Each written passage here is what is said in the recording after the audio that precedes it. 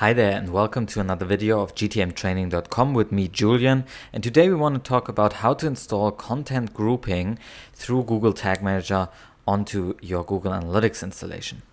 Before we get started, as always, these videos are brought to you by my Udemy course on Google Tag Manager. You can check that out at gtmtraining.com/YouTube.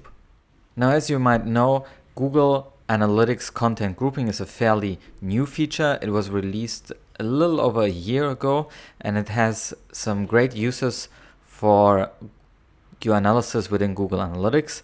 And this is a blog post by Justin Cotroni where he explains the feature of content grouping. So basically you can attach groups to the page views that are generated on your site and send that data over to Google Analytics and group them into certain groups, which then shows up in your Google Analytics reports, and you can classify, for example, your content as blog post or as a home page or as a category page, and it yields great insights when you want to analyze your data in clusters rather than single page views.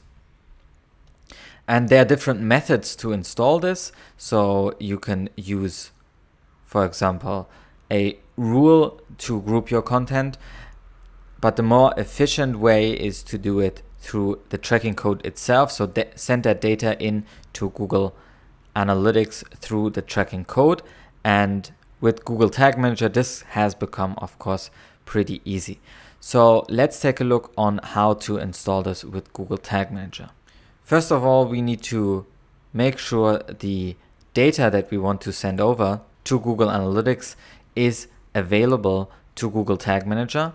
And we do this, of course, through our beloved data layer. We'll go through an example of a blog here where we will push the page category to the data layer, and then we can grab it from the data layer with a DataLayer Variable and transfer that to Google Tag Manager. And in Google Tag Manager, we will fire our normal Google Analytics page view tag, but we will use the information that we have available in the DataLayer variable to attach that to our tag in the settings of content grouping, and then we'll send that over to Google Analytics where it can be processed. An important remark here is that in Google Analytics, you need to configure content grouping first in order for the data to be received correctly. So now let's take a look at a live example. So here we are at our demo blog, and I have installed Google Tag Manager on this blog. As you can see here, the debug console already popped up. And on this blog, we have different blog posts. So for example, this post here is a blog post, and it has a category, which is here gossip. And for example, if we go to tutorials here, click on a post, we see down here that this belongs to tutorials. And this is the information that we want to push over to the content grouping so we can analyze which category is performing best in our example here. Now, the first step would be to transfer this data over to the data layer so we can pick it up from there. And there are different ways of doing this. Now, this is a WordPress installation. You could, of course, code it directly into the theme options here on the editor and transfer the data to the data layer. But a more convenient way is to install a plugin by Thomas Geiger called Google Tag Manager for WordPress. And this will give you, first of all, the integration capability of Google Tag Manager, which I showed in another video, how to install Google Tag Manager on a WordPress site. But it also gives you a lot of capabilities to integrate certain things into the data layer. So you have the data available in the data layer. And under basic data here, we have a option called category list. And I just click this and save this change. Once we reload our page, and we see here in the debug console that the first event that we had in this Google Tag Manager version is a message. And once we click on that, we can check out the data layer, and we see here in the data layer that the page category tutorials is available to us. We could also see that in the source code. So once we go to view page source and look for the data layer, we see here that there was a data layer push with the page category tutorials. So this information is now available in the data layer. Now all we have to do is transfer that to Google Tag Manager, and we'll simply do this by a variable. So let's go over to our Google Tag Manager account and click here on variables and create a new variable. Now we want to make sure that this is the type of data layer variable because we are pulling something out of the data layer. So let's click this. And now we have to put in the correct name in order to pull the right value. And if you go back here to our source, we see that this is the page category. So you can simply copy this and transfer that to Google Tag Manager, paste that in, and we give this whole thing a name. Let's call this exactly the same. We create this variable. All right, now we can refresh our debug mode here and go back to our blog post, reload the blog post.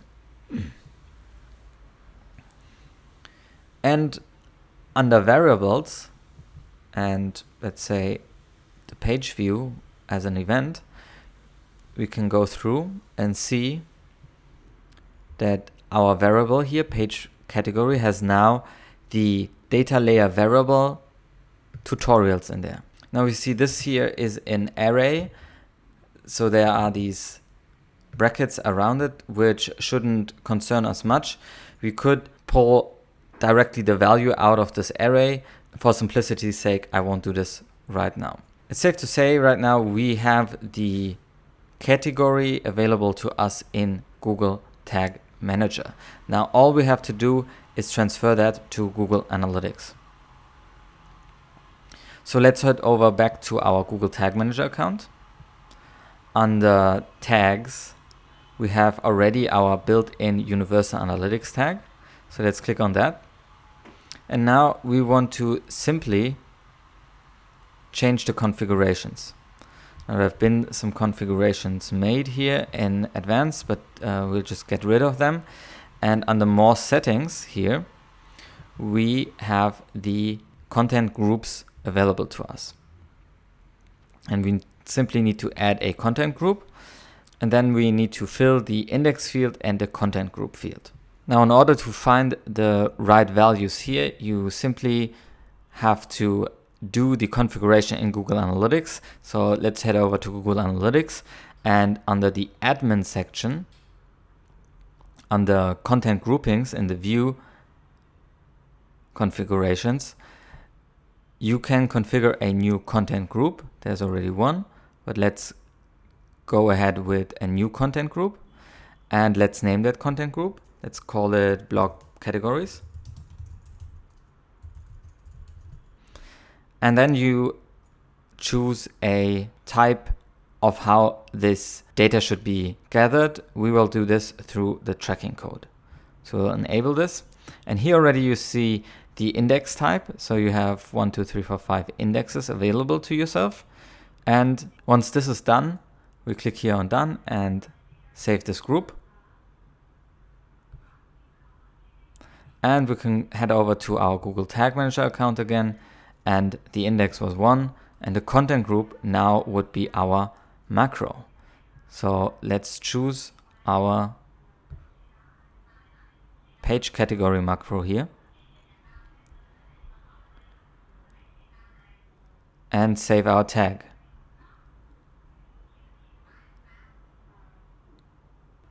Now we can do a little bit of a quality check. Let's refresh our Google Tag Manager account, go back to our blog post, reload that. And we see in our page view tag that Google Analytics was fired. Once we click into it, we can see that it was sent with the property of content group 1 and tutorials. Now this data should be sent over to Google Analytics. So we can check that out in our reporting view under real-time reporting. And we see that there was just a page view fired, a page view received. Unfortunately, in this view, we can't see the content grouping that just came through.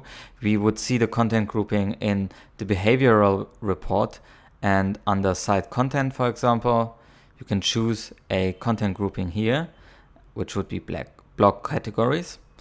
And there is no data in yet. Maybe we'll find that in here.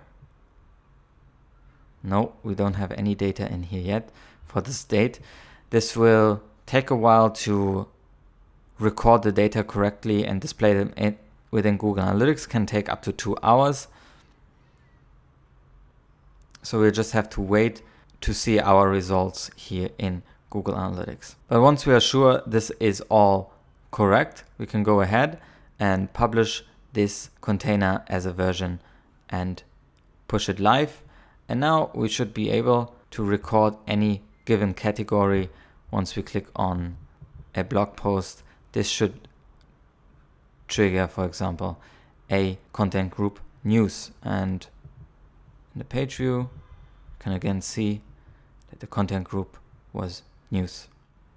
So that's it with this week's video about content groupings. I hope you enjoyed it and learned a little bit.